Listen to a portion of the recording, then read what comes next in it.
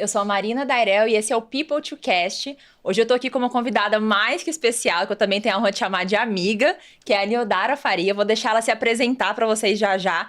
Mas vai ser um papo muito interessante que a gente vai falar de narrativas, de diversidade, de comunicação, de pertencimento e muitos assuntos que eu tenho certeza que vão ser interessantíssimos para você. Então, para já começar aqui com a Niodara, uma honra estar aqui com você. Fiquei muito feliz quando eu soube que, né, a gente ia conversar, que você seria minha parceira aqui de programa. Então, seja super bem-vinda.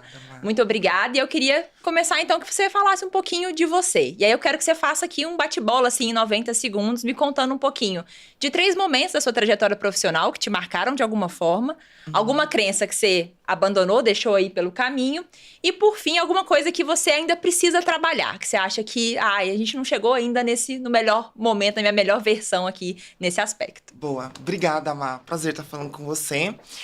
Ai, 3 marcos. Eu acho que eu vou começar pela minha própria descoberta de carreira. Então, quando eu me encontrei com diversidade e eu falei, poxa, é isso que eu quero fazer.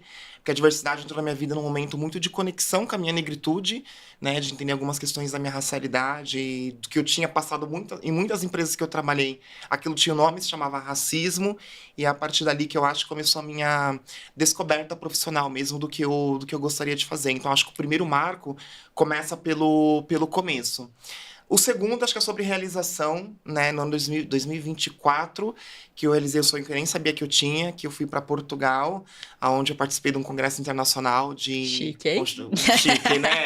De constitucionalismo global e ESG, na faculdade de Coimbra. A primeira travesti a palestrar na faculdade de Coimbra. O choque só me deu na hora que eu cheguei lá. Eu falei, nossa, eu tô aqui mesmo, eu não fui deportada. Eu realmente cheguei. E acho que para mim ali eu tive realmente a certeza do que a minha voz ela poderia ecoar e que sim, a gente consegue fazer uma transformação na sociedade.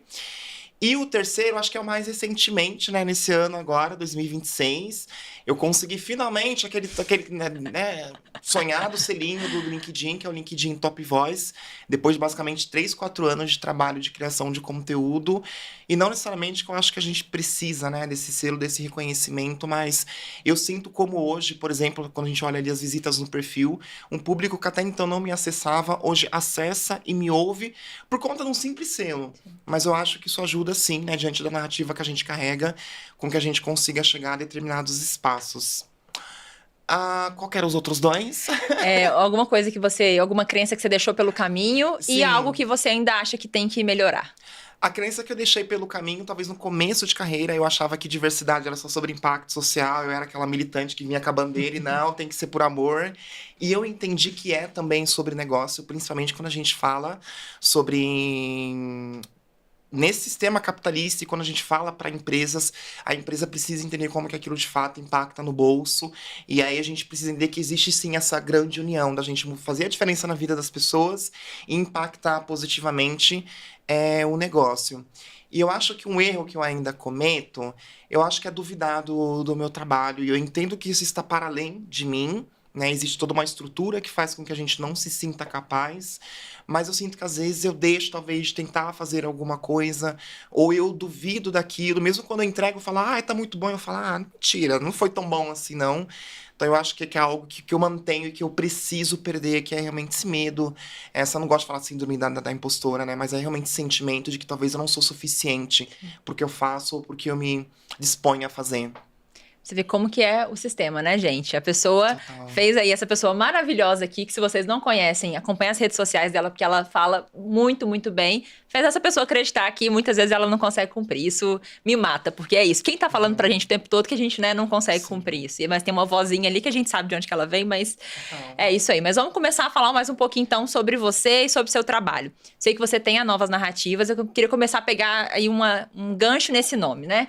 Pensando em novas narrativas, como que você acha que as empresas elas podem começar? Por onde elas vão começar a criar novas narrativas dentro de diversidade? Ai, perfeito. A gente vai começar, as empresas podem começar, de fato, possibilitando que essas novas narrativas elas sejam construídas, né? E aí, para tangibilizar isso, eu vou trazer um exemplo. Uma vez eu fui prestar consultoria para uma empresa, e essa empresa, né, falou, tá chegando uma pessoa não binária no time, a gente não sabe o que fazer. Ai, como é que a gente faz o sistema? Aí tem esse negócio de pronome, tem liderança, tem time, como é que a gente lida? Tem banheiro, que banheiro que usa e tudo mais. E eu perguntei pra empresa, vocês conversaram com a pessoa, primeiramente? Básico. Vocês perguntaram pra ela, vocês falaram qual é o contexto que vocês têm, como é que tá o espaço, o que vocês têm, o que vocês já têm desenvolvido, quais são os gaps. Não, a gente não conversou porque a gente achou. É o primeiro passo. Porque eu acho que as pessoas, as empresas e sociedade no geral, cria muitos estereótipos, né, sobre as nossas existências, sobre coisas que na verdade nem é tanto uma preocupação nossa, né? A gente quer trabalhar, a gente quer ter dinheiro para a gente conseguir sobreviver primeiramente. Né? Nem todo mundo tem as mesmas necessidades. Lógico que são questões importantes, são. Mas é importante, acho que, ouvir a singularidade e a necessidade de cada pessoa. E, particularmente, eu acho que eu não me sentiria ofendida se alguém chegasse e me dar, ó, é esse cenário que a gente tem. Como é que é? Perfeito, porque eu preciso saber aonde que eu estou chegando. Então, eu acho que o primeiro passo é essa organização entender que a narrativa não pode ser proposta por ela. O espaço tem que se abrir para que nós possamos compartilhar as nossas reais necessidades. Porque até então, quem está à frente, né, desses times, normalmente dessas iniciativas, são pessoas brancas, são pessoas cisgêneras, são pessoas heterossexuais, são pessoas que vêm de uma narrativa de privilégio, que tem uma convicção, né, daquilo que a gente precisa. Né? Mas não necessariamente é aquilo realmente que vai fazer a diferença nas nossas vidas. Então, eu acho que a gente está num momento onde nós precisamos, de fato, ter escuta ativa, ter espaço de fala, ter o holofote ligado para as nossas vivências, para que a gente possa realmente apresentar o que é uma necessidade para a gente. E aí eu entendo que a organização ela vai estar muito mais ali dando apoio, né, e utilizando dos seus ferramentais para que essas narrativas de fato sejam ressignificadas. Então eu acho que é sobre... Eu trago um dos valores, né, da Novas Narrativas, que é justamente sobre reescrever narrativas, que é justamente quando as nossas narrativas ainda estão em mãos de pessoas que não entendem nada do que é a nossa vivência. Então eu acho que é sobre retomar e deixar com que a gente construa essas narrativas, né, e signifique elas. Perfeita, perfeitíssimo. E aí, como a gente falando de narrativa aqui, quando a gente pensa na forma como as organizações constroem essas narrativas, como que você vê, ou quando que você vê que essa narrativa, ela tá só num discurso bonito ali? Ela deixou de ser, né, ali uma prática, deixou de ser algo que tá ali no dia a dia, mas tá como um discurso bonito que a gente gosta de falar por aí. Uhum. Acho que você já trabalha com isso também, né? Você já deve ter ouvido muito, né? Aqui a gente respeita todas as pessoas, aqui a gente abraça todo mundo, aqui a gente recebe todo mundo. E aí, quando a gente faz o famoso teste do pescoço, a única diversidade que a gente identifica, que normalmente as organizações têm muito orgulho, né, de falar, são mulheres brancas, né, que vêm de uma classe social de privilégio e que impactam ali nos indicadores de diversidade do negócio. Só que aí quando a gente olha, tá, mas quantas mulheres pretas, né, tem no espaço organizacional? Quantas mulheres negras tem no espaço? Quantas pessoas com deficiência para além da obrigatoriedade que a organização tem com as leis para que tenham pessoas com deficiência, né? Quantas pessoas nordestinas, quantas pessoas realmente que trazem, que carregam esses marcadores de vulnerabilidade e aí a gente não identifica. E aí a gente percebe que é uma diversidade higienizada, que a gente costuma falar, né? A organização, por exemplo, gosta de contratar pessoas trans, mas contrata aquelas pessoas trans que são aquelas trans que tiveram privilégio, que passaram por procedimento cirúrgico, né? E que, abre aspas, são confundidas com mulheres cisgêneras, né? Dificilmente você vê uma Niodara, que é um corpo travesti, Sim. que é esse corpo ambíguo, que é esse corpo, né, que você olha e você entende que ali existe um corpo que é um corpo descendente e que incomoda esse espaço, então você percebe uma higienização. Então, particularmente, eu olho muito realmente a fotografia da organização. Não adianta no site institucional estar falando que você apoia a diversidade, quando você olha nos eventos, por exemplo, e só tem pessoas brancas, só tem pessoas cisgêneras, não tem pessoas com deficiência. Então, eu acho que na própria fotografia é, de fato, como que a estrutura ela se organiza que a gente consegue entender e separar quem é de verdade, né, e quem é de mentira. Perfeita. Ó, se você aí, liderança de organização, ó, pega papel e caneta que é consultoria de graça Fica a aqui, dica. tá? Fica a dica e depois vocês contratam, mas aqui de hoje tá sendo de graça. E aí, Neudara, pra gente pensar um pouquinho mais disso, por que que você acha que as organizações têm tanta dificuldade de entender que trabalhar com isso é importante para elas, né? Trabalhar com diversidade vai ser importante para elas. O discurso, ele não, o discurso bonito só sem a prática, ele não é benéfico para elas. Então, por que que você acha que elas ainda têm essa dificuldade tão grande que a gente precisa ficar lá, né, batendo na tecla até elas entenderem? Eu não quero dizer eu acho, porque não é que eu acho. É que eu não tenho como comprovar. mas para mim não é uma questão das organizações ainda não entenderem como a diversidade ela é importante para o negócio. Para mim é uma leitura sobre posicionamento. Eu acho que a gente está em um momento da nossa sociedade que parece que tá tudo caos, e de fato tá, que tá tudo muito confuso, mas eu acho que finalmente a gente está tendo visibilidade dos lados, de quem tá de um lado e de quem tá de outro. E a gente não tá sabendo interpretar isso. Recentemente, com a eleição que a gente teve, por exemplo, né, do penúltimo presidente aí, que foi super, enfim, problemático para a nossa estrutura social como um todo, na minha opinião, aquilo foi importante para que a gente visse o Brasil como verdadeiramente o Brasil é. Porque a gente tem a crença limitante que a gente vive no Brasil extremamente diverso, que respeita e que abraça todas as diversidades, e a gente esquece, por exemplo, que nós passamos mais de 380 anos escravizando corpos negros, né? E que até hoje nós sentimos as mazelas dessa escravização. Então eu acho que a gente precisa. Eu tenho a convicção que a gente precisa fazer uma leitura mais assertiva de que existem organizações que realmente não acreditam na diversidade. E, na minha opinião, tá tudo bem, porque é isso que a gente precisa, saber quem tá junto e quem não tá. O que não dá é a organização que fica disfarçando isso. Ah, a gente apoia, a gente quer, é que a gente não entende, é que é difícil. Sendo que a gente sabe que, no fato, ela não acredita naquilo. É uma empresa que está inserida em uma estrutura machista, patriarcal e branca e elitista que quer continuar com essa estrutura. E, na minha opinião, tá tudo bem a organização se posicionar, porque com certeza ainda assim elas terão público. Ainda assim elas terão pessoas que vão comprar daqueles valores. Então eu acredito que não é que falta essa consciência, porque a gente já mostrou através de dados o quanto que a diversidade impacta o negócio. A gente já mostrou o quanto que times diversos impactam diretamente nos indicadores financeiros, né, na proposta de produtos, de soluções. A gente sabe, por exemplo, a empresa de maquiagem, o quanto que ter uma pessoa negra faz com que a gama daquele produto ela aumente para peles que nunca historicamente, né, foram atendidas e que hoje é a maior proporcionalidade da população. Então eu acho que a gente ainda tem talvez seja uma fé, né, ou uma crença de que, não, é que eles não entenderam ainda, mas na minha opinião não é sobre não entender, mas é um posicionamento não direto e que a gente precisa fazer essa interpretação e tomar a decisão se eu vou investir naquilo ou não. Né? Eu sei que essa empresa de microfone aqui, de repente, é uma empresa racista. Eu vou investir. Gente, é só um exemplo, tá? Eu vou comprar esse microfone, né? Ou não, se isso estiver de acordo com o meu valor. Eu acho que é isso. Eu acho que é disso que a gente precisa. Posicionamentos reais e ações reais pra gente entender de que lado que as pessoas estão, sabe? Ótimo. Eu gosto muito disso que você falou, porque me lembra muito de um dado que eu acho interessante quando a gente pensa nessa questão do mito da gente achar que o Brasil é esse país super diverso, e aberto, e inclusivo, né? Que é ter um dado que mostra que 81% das pessoas no Brasil, elas acham que existe racismo no Brasil. Mas só 11% acha que é racista. Então, assim, o racismo tá vindo de onde, né? Se não é das pessoas, quem tá vindo de onde? Não faz sentido. É incoerente até a forma como a gente enxerga, né? Se enxerga, enxerga o redor. Enfim, a gente ri aqui pra não chorar mesmo, né? Porque é bem por aí. E aí, pegando um gancho nisso que você falou, desse processo das empresas entenderem, né, como fazer, do que é importante, desse processo de convencimento, no seu dia a dia como consultor, assim, o que você acha que geralmente é o argumento que você mais usa para tentar convencer essas empresas?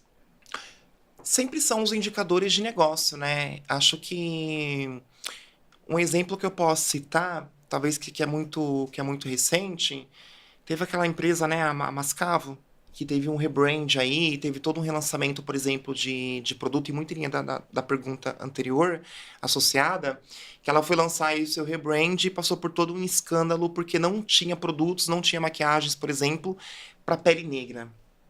E aí, mas a organização que decide que tipo de produto que ela vai ter. Exato, mas com visão de negócio, diante do mundo capitalista que a gente vive, 56% da população brasileira é negra. Eu estou falando sobre potencial de venda, sobre potencial de alcance, eu estou falando sobre dinheiro. Eu estou falando que uma marca deixou de atingir diretamente 56% da população simplesmente porque ela não tinha produtos para essas pessoas. Então, normalmente, quando eu vou argumentar com a organização, que eu sinto que existe uma certa resistência, eu começo a trabalhar com os dados, eu começo a trabalhar com os números, né, do quanto ter diversidade, para além do impacto social, que sim, acontece, né, você possibilita que uma pessoa que talvez não tenha acesso à renda, que não tenha acesso àqueles espaços, ela consiga ter, mas você também possibilita que uma pessoa que tem uma visão diferente do que normalmente esses times são formados, ela consiga compor ali a equipe, né? Inteligência artificial, por exemplo, que está super em alta.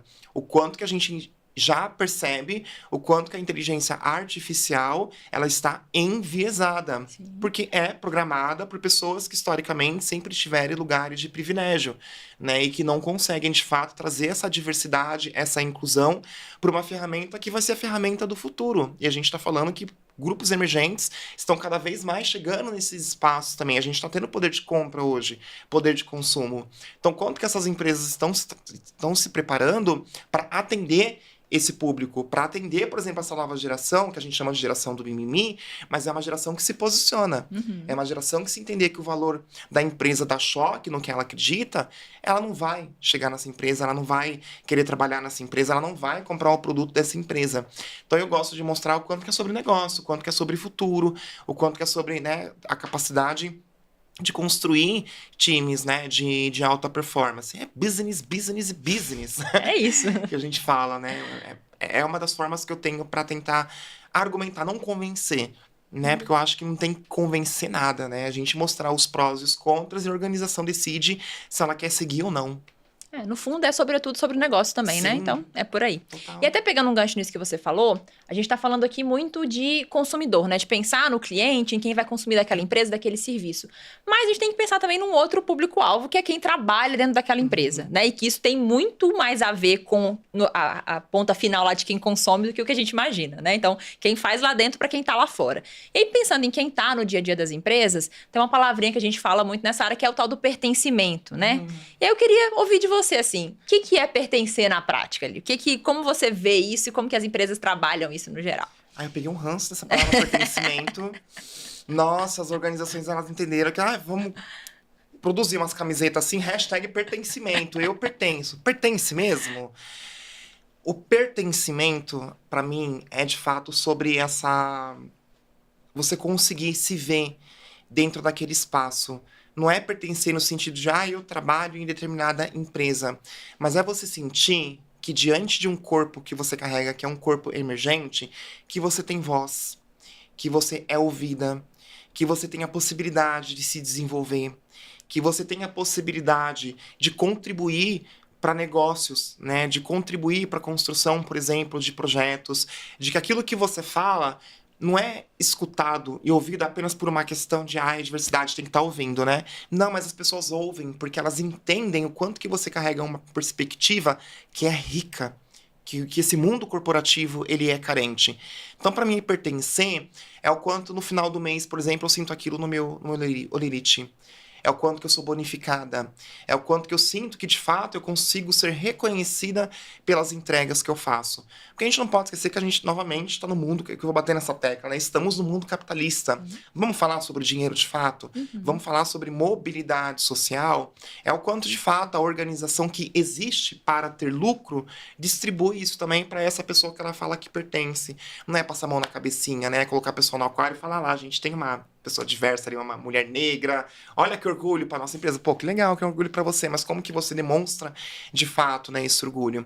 Então, para mim, o pertencer acho que é muito mais do que falar que pertence, do que falar que tem, mas a gente sentir, de fato, nas atitudes e nessa mobilidade, o quanto que realmente o negócio está distribuindo, né, os frutos do resultado que a gente dá pro espaço, sabe? Muito legal, acho que é um caminho muito interessante a gente para pensar, né? Pra pertencer, de fato. Porque é isso que você falou, a camiseta escrito pertencimento tem em qualquer lugar, né? O discurso de vestir a camisa da empresa como se isso fosse pertencimento também tá em todo quanto é lugar, mas tem um abismo entre uma coisa e outra. Muito bom. Eu queria ouvir de você, porque assim, né? Trabalhamos na mesma área, temos uma experiência aí talvez parecida em muitos lugares, e uma experiência que eu tenho, uma visão que eu tenho tido bastante ultimamente, é que é aquela velha história de que a gente fala sobre diversidade, a gente conversa sobre diversidade, mas a gente tá falando talvez com as mesmas pessoas sempre, que são as pessoas que de alguma forma se alinham ali, se conectam com esse tema. Então, né, ou elas têm um recorte que, né, elas têm uma identidade que cruza ali com alguns dos pilares de diversidade, ou elas, tem alguém na família, algo que chama elas pro papo. E pra mim, pelo menos, tem sido uma dificuldade muito grande falar com essas pessoas que acham que não tem nada a ver com o papo. Então, assim, eu já cheguei em muitos lugares que eu ouço assim, mas eu sou um homem, sim, sou branco, sou heterossexual, não tenho deficiência. Então, assim, não tem nem lugar de fala que esse papo não é comigo. E aí, as pessoas lavam as mãos como se, né, tá bom, essa conversa aí deixa pra outras pessoas, deixa pras mulheres, pras pessoas negras, pras pessoas trans, LGBT, deixa pra elas, isso é assunto delas. E dá mais uma sobrecarga pra gente, né, que tem que lidar com todos os outros temas, que eles também têm, mais esse outro. Eu queria ver como que você enxerga isso, assim, no seu dia a dia. É algo que aparece? E se sim, tem um custo? O que você vê? Qual que é o custo disso pro dia a dia das organizações? Acho que muitos custos, né? Eu penso que é muito novo a gente falar sobre, por exemplo, sobre intersecções, né? Antes o que a gente entendia, por exemplo, como diversidade eram homens e mulheres. Aí mulher se torna essa diversidade. Depois, por uma questão legal, pessoas com deficiência. E aí eu senti meio que em algum momento a gente se fechou nisso, a gente achou que isso era a diversidade e acabou considerando, por exemplo, esses dois públicos. Depois a gente começou a falar sobre narrativas negras, depois a gente começou a falar sobre pessoas trans, depois a gente começou a falar, né, sobre, enfim, sobre outros recortes que historicamente foram vulnerabilizados, mas a gente acabou falando muito pouco. O risco, para mim, é o quanto que a organização, novamente, ela perde um potencial de pessoas que carregam uma pluralidade incrível, né? E pessoas que normalmente carregam o famoso sangue na veia. Eu costumo falar que eu sempre me surpreendo, por exemplo, quando eu estou participando de uma formação, de autoconhecimento, de conexão, de aquilombamento com grupos emergentes, e eu percebo o quanto que essas pessoas têm potência, têm talento, têm vontade de fazer a diferença. E principalmente quando essas pessoas... Eu participei de um projeto numa outra empresa que eu trabalhei, um food delivery, que eu não vou citar nomes, mas é a maior do Brasil, Catô. E eu participei de um projeto de tecnologia, onde a gente basicamente formou pessoas na área de tecnologia e eu ficava acompanhando essas pessoas para saber como é que elas estavam se sentindo, como é que estava sendo ali na área. E era incrível quanto que essas pessoas tinham potência demais. Elas tinham muitos talentos e muitas competências.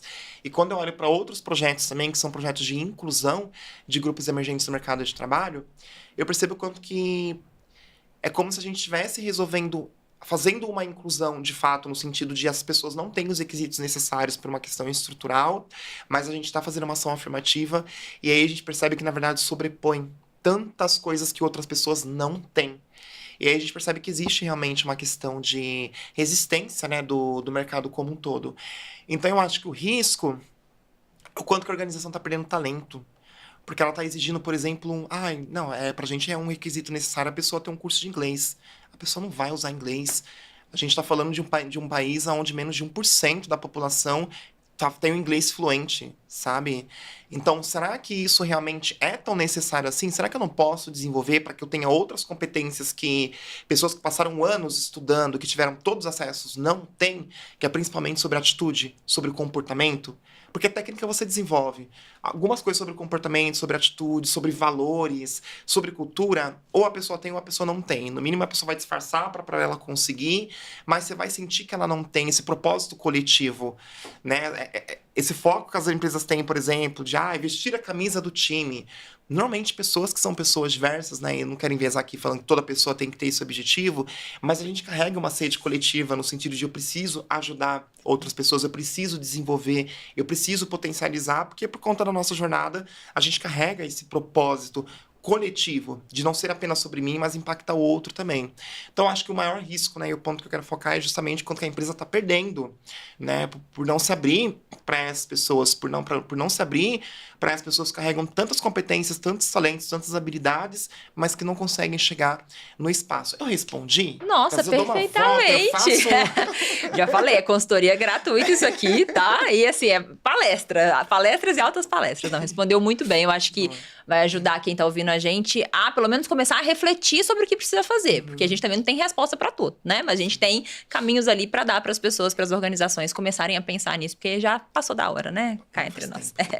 Já estamos atrasados há muito tempo. Nossa. E agora, mudando um pouquinho de assunto aqui, porque você comentou lá no começo que você se tornou Top Voice LinkedIn recentemente, né? Uma coisa que a gente aí já estava falando pro LinkedIn há anos que era para ter feito, né? E demorou bastante, porque o seu conteúdo é realmente maravilhoso. Não é porque ela tá aqui na minha frente gente, mas é um conteúdo muito, muito, muito bom e que fala de diversidade, que fala de vivência, que fala de um tanto de assunto de uma forma muito, eu acho, vulnerável. Acho que você se coloca muito vulnerável e você coloca muita emoção no que você está falando, ao mesmo tempo que você é totalmente racional para trazer argumentos muito importantes para as empresas e para as pessoas que estão te ouvindo. Eu acho que é um trabalho fenomenal mesmo. E aí, pegando, né, um gancho nisso, eu sei que tem muita gente que quer começar a produzir conteúdo, ou até já faz alguma coisa, mas tem alguns receios ali. E eu acho que, assim, quando eu vejo pessoas conversando, falam muito sobre dois receios, que é essa vulnerabilidade, né, de colocar a sua cara ali, porque, claro, dá pra você fazer um conteúdo que é um card ali no Canva, dá, mas a gente tá falando de conteúdos aqui, pensando nos seus, que são muito você falando sobre coisas que te atravessam, o que você viveu, e isso exige muito, né? E tem um outro ponto que é, eu tenho alguma coisa interessante pra falar, né? Assim, o que as pessoas vão querer me ouvir? Acho que isso são coisas que passam muito na cabeça de quem começa a produzir conteúdo. Talvez tenha passado na sua, passou na minha, diversas vezes, ainda passa muitas vezes. E aí eu queria que você desse algum conselho, assim. O que você falaria pra essas pessoas que estão nesse momento aí de, é algo que eu quero fazer, mas tem esses receios? Eu acho que o receio... Acho não, eu tenho certeza que o receio, de certa forma, ele é bom. Porque eu acho que isso fala muito sobre a sua intenção. Porque quem quer apenas estar lá pra hypar, pra ter visibilidade, pra se tornar uma pessoa famosinha, ela não tem receio. Ela vai, abre a câmera dela, por exemplo, começa a falar um monte de bobagem. E é isso porque ela não tem responsabilidade pelo discurso e ela não entende a importância daquele espaço. Se você tem esse receio, talvez você seja uma pessoa que vê um propósito naquilo. Você entende a importância, o quanto que é histórico. Hoje nós podemos pegar meu celular, abrir a minha câmera, começar uma live aqui do nada para falar sobre um tema que historicamente sempre fui silenciada. E através disso eu consegui dar visibilidade de uma narrativa que atravessa a mim e tantas outras pessoas parecidas comigo. Então a dica que eu dou é: decida o que você quer. Você quer, por exemplo, construir uma base de pessoas seguidoras ou você quer construir uma comunidade? Porque eu acho que isso vai determinar, inclusive, esse sentimento. Até hoje, eu tenho esse sentimento, esse medo. Nossa, mas como que eu vou falar? Eu fico ansiosa. Tem alguns conteúdos que eu compartilho que eu fico olhando ansiosa, mas não pelos likes, por nada. Porque eu sei que aquilo mexe com contextos históricos. Porque eu sei que aquilo pode abrir caminhos para que organizações, por exemplo, falem sobre aquilo. Quantas empresas já me chamaram através de um conteúdo que eu fiz nas redes sociais? A gente ouviu falando sobre tal coisa. Você consegue falar sobre tal tema aqui na empresa? Poxa, consigo. Então, para mim, e talvez a dica que eu deixo para as pessoas é: entenda o que você quer com aquilo. Eu quero construir comunidade. Eu quero, de fato, mudar narrativas. Vai ser um caminho árduo, vai ser difícil. Os seus números, né, que normalmente são um dos indicadores que a gente tem para falar se uma pessoa é relevante nas redes sociais ou não, ele não é proporcional a quem não é. Pra gente é mais difícil.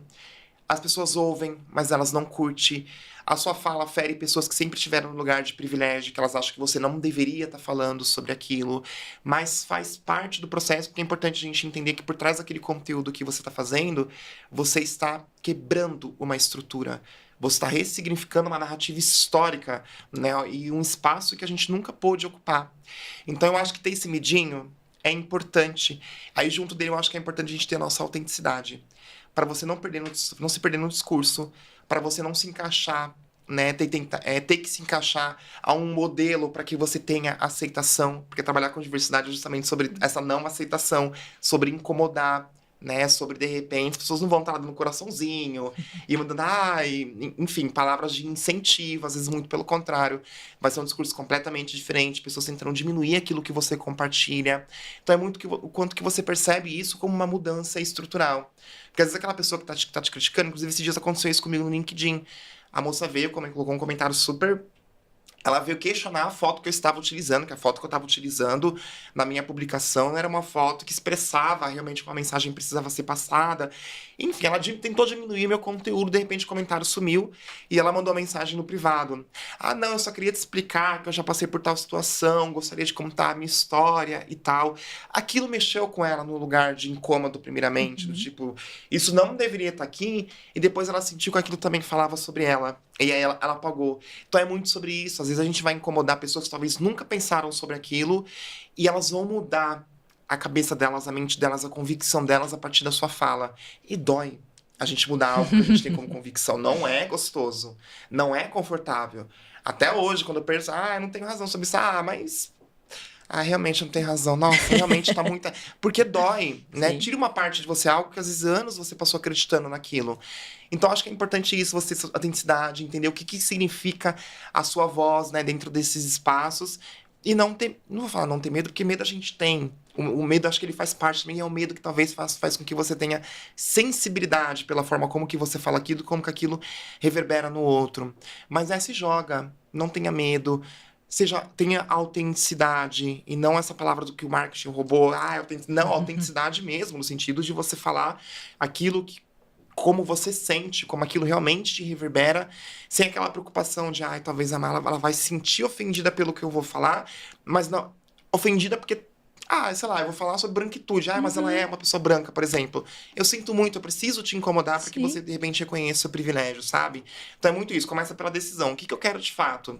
Eu quero mudar o mundo. Vai doer, então. Saiba que vai doer, sabe? Acho que é importante a gente ter essa definição para entender esses sentimentos que a gente tem, que eles fazem parte do nosso trabalho, é o direcionador. Ai, maravilhosa. E aí o nosso tempo tá super corrido. Eu poderia ficar aqui o resto da Poxa. tarde falando com você. Mas pra gente amarrar aqui, porque eu acho que tem tudo a ver com o que você falou, Tá. nós vamos lançar um livro, né? Nós duas e mais várias pessoas coautoras, que é o Essência da Influência. Vai ser lançado no próximo dia 2 de abril na Drummond Livraria aqui em São Paulo. E, né, Niodara, uma das coautoras maravilhosas, queria que ela terminasse aqui falando um pouquinho pra gente do que a gente pode esperar, o que as pessoas que vão comprar esse livro podem esperar do seu capítulo aí. Dá um spoilerzinho leve. Pode esperar essência e influência. Se você se permitir ser influenciada positivamente, por um discurso positivo, né? Porque a gente fala muito sobre influência, mas é importante as pessoas entenderem que existe influência positiva e existe influência negativa, né? São 29 ali coautores, tem muita gente incrível, tem muita gente de potência, muita gente compartilhando sobre perspectivas importantíssimas e não perspectivas de marca pessoal, numa pegada muito corporativa, numa questão de posicionamento, não. É algo muito ligado, né, à nossa identidade, nosso ponto de partida. Quando a Isa me fez o convite, tudo que eu comecei a escrever, eu falei, acho que de repente meu capítulo vai ser o capítulo mais... Porque eu não consigo realmente ter essa escrita muito técnica. Eu falei, é a oportunidade de eu revisitar a minha infância, porque a minha influência, ela vem, né, da minha narrativa, né, da desigualdade que eu passei e ainda passo na minha vida, e eu percebi que muitas outras pessoas também estão falando sobre isso. Então, o que as pessoas podem esperar é uma perspectiva completamente diferente do que normalmente a gente trabalha. É um livro que, sim, ele fala sobre negócios, ele fala sobre mercado, ele fala sobre influência, sobre, enfim, sobre muitos caminhos, mas ele fala principalmente, talvez, sobre a nossa essência, sobre a nossa autenticidade, sobre aquilo que nos faz pertencer, sobre aquilo que, de repente, talvez alguns anos, quando a gente não estiver mais aqui, algumas pessoas vão ler aquele livro no sentido de, nossa, aqui tem algo extremamente importante para ser aplicado no dia de hoje. Então, acho que as pessoas podem esperar o impacto real, podem esperar, assim, dicas e direções, assim, para que elas se encontrem na vida, porque eu acho que a gente está num momento, Marca, a gente precisa falar menos sobre questões de estrutura e mais sobre conexão pessoal. Eu acho que a gente se perdeu muito. Sim. A sociedade se perdeu, as pessoas se perderam. E eu acho que todo sucesso começa a partir do momento que a gente se reencontra para falar, entendi. Reencontrei a travesti. Agora eu sei quem eu sou. A partir daqui fica mais fácil eu conseguir guiar meu caminho, assim. Então, impacto. Acho que as pessoas podem esperar impacto, assim. E pessoas lindas, né, amor? Aqui, ó. Óbvio. Gente, aulas e mais aulas aí. A gente já estourou o tempo, mas pra finalizar, um bate-bola 15 segundinhos. Topa, vamos lá? Vamos. Falar uma coisa e você me responde rapidinho. Tá. Um mito sobre diversidade que precisa morrer. Que diversidade é só impacto social, que diversidade é abraçar árvore, que diversidade, que galerinha colorida, que galerinha feliz. O povo LGBT, galerinha feliz, alegre. Não. Povo animado. Muito pelo contrário. Precisa desconstruir que diversidade é apenas sobre isso. Diversidade é negócio, é futuro, é inovação, é disrupção, é tecnologia ancestral. Perfeito. E outra coisa, um critério simples pra gente saber se a empresa tá fazendo inclusão mesmo ou se é só da boca pra fora. Teste do pescoço. Olha em volta. Gente, contrata pessoas negras, mas você não vê pessoas negras em cargos de liderança, você não vê pessoas negras em cargos de destaque. O único lugar onde tem pessoas negras é no site institucional da empresa. Sabe? É o único lugar que você vê. A empresa compartilha, né? No final do fizemos a nossa confraternização para agradecer as pessoas colaboradoras. Tem uma pessoa negra. E normalmente ela é a pessoa que está servindo. Normalmente ela é a pessoa que tá fazendo parte ali do buffet. Então, o teste do pescoço é muito importante. Perguntar, questionar. Mas e os números? Mas quantas? Ah, temos... Quantas são? Percentualmente. Acho que é importante as empresas começarem... A gente começar a entender que a gente não tá mais no lugar de ficar pedindo. É uma negociação. Perfeito, gente. Nodara, muito obrigada. Foi um prazer estar com Obrigada. você. Como eu falei, vocês vão ver aulas e mais aulas. Sigam a Niodara. E a gente vai esperar vocês lá no lançamento do livro no dia 2 de abril. Estaremos lá distribuindo autógrafos, né? Vendo Total. pessoas queridas. Então estejam lá. Muito obrigada. Esse Obrigada, foi o Má. People to Cast. A gente aguarda vocês na próxima. Até mais.